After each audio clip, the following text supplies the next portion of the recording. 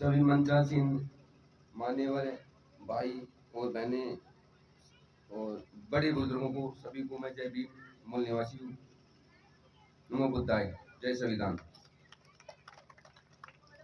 मैं ऐसी कैंडिडेट होते हुए, मैं समाज के दुर्व्यवहार से प्रताड़ित होते हुए और साधु समाज में हमारे भी भेदभावनाएं हैं, इस वजह से मेरे दिमाग में एक अलग प्रकार की गिलानी सी भ्रांति सी पैदा हुई।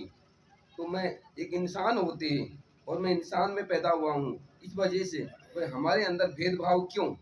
तो फिर मैं रात को हमें समय मिलता था मोबाइल देखने के लिए, तो मैंने अपने वहाँ मान्यवर जी मेश्राम साहब का प्रोग्राम देखा और उनका प्रोग्राम देखते हुए फिर मैंने किसी आदमी से संपर्क किया। मैं वहाँ में मेश्राम साहब से मिलना चाहता हूँ।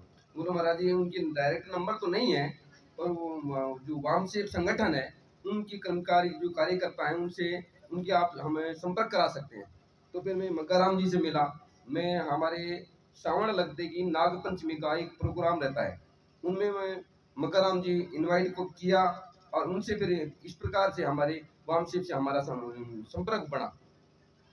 फिर मैंने एक दो मीटिंग मैंने वामसेप की मीटिंग को अटेंड किया। मीटिंग अटेंड करने के बाद में मेरे को समझ में आया जो ये कार्यक्रम चल रहा है ये जो ये कार्यक्रम चल रहा है ये हमारे समाज के लोगों को जागरूक करने के लिए चल रहा है। जो वामसेप से जुड़े संगठित आदमी हैं वो पढ़े लिखे हैं, सक्षम हैं, उनको क्या जरूरत है ये कार्यक्रम चलाने के लिए। जरूरत ये है हमारे जो अज्ञानी जो समझ नहीं पाते इस कार्य मतलब कि जो आगे नहीं आ रहे हैं, जो समझ नहीं पा रहे, उन लोगों को जागरूक करने के लिए वामसेप संगठन कार्य कर रहा है रात दिन। कभी अजमेर में प्रोग्राम करता है, कभी बाड़मेर प्रोग्राम करता है, कभी उदयपुर में प्रोग्राम करता है। इनका जो कार्यकाल है वो बहुत ही तीव्र गति से बहुत ही जोर शोर से लगा है हमारे समाज के लोगों को जागरूक करने के लिए। अरे मेरा जो मैं दो बातें कहूंगा। इंसान के जीवन में दो विशेष रत्न हैं, समय और धैर्य। समय क्या है? समय पे उठना, समय पे सोना, समय पे खाना, समय पे हर कार्य करना, वो आदमी हमेशा मंजिल को प्राप्त करेगा। दूसरा ये है कि जो आदमी धैर्य नहीं रखता है उसमें आदमी धैर्य नहीं रखने वाला आदमी भी असफल हो जाता है। दूसरा रत्न है धैर्य को रखना। और बाबा साहब ने जो कहा कि मुझे पढ़े लिखे लोगों ने धोखा दिया, तो उन्होंने बहुत ही धोखा खा करके ये शब्द को कहा है।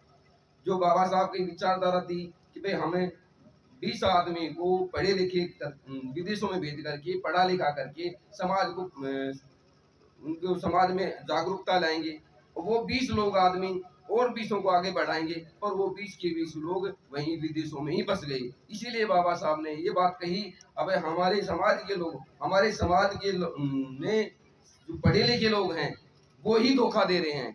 इसीलिए उन आदमियों को आगे आना पड़ेगा, पढ़े लिखे आदमियों को आगे आना पड़ेगा और समाज को जागरूक करना पड़ेगा। जिस प्रकार से बाबा साहब ने हमारे समाज के जागरूकता के लिए तन मन धन सब कुछ अर्पण कर दिया था, जब तक हम तन मन धन समाज की जागरूकता के लिए अर्पण नहीं करेंगे तो हम पीछे पिछड़ जाएंगे। इसलिए हमें आगे आने के लिए सब तन मन धन तीनों अर्पण करना पड़ेगा। जब तक हम समर्पण नहीं करेंगे, जब तक समर्पण की भावना नहीं होगी तो हमारा समाज आगे नहीं आएगा। इन्हीं बातों के साथ में सभी मैं अपनी वाणी को विराम देता हूँ। जय मूल निवासी, जय भीम, नमो बुद्धाय।